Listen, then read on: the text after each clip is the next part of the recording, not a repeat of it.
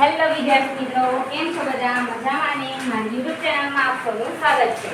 તો આજે આપણે જોઈશું રીઝનિંગમાં પાસા કે ડોલરની સામે કયો અંક આવે. તો આપણા જોડે આજે છે આયુષી.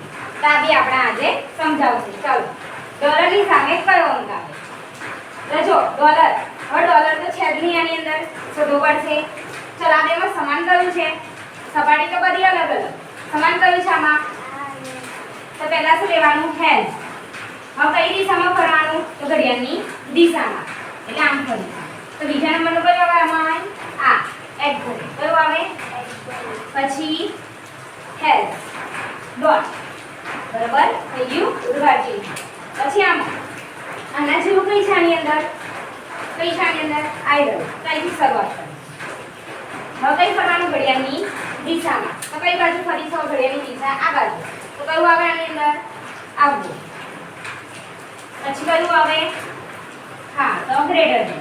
હવે જો આની સામે આવે, આની સામે આવે, આની સામે આવે. હવે એટ ધ રેટની સામે તો કયું આવે? એન્ડ આવે. ઉદ્ગાર ચિહ્નની સામે તો ગ્રેટર ધેન આવે.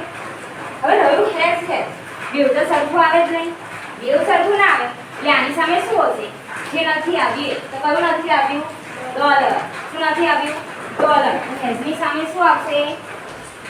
ડોલર. કયું આવશે?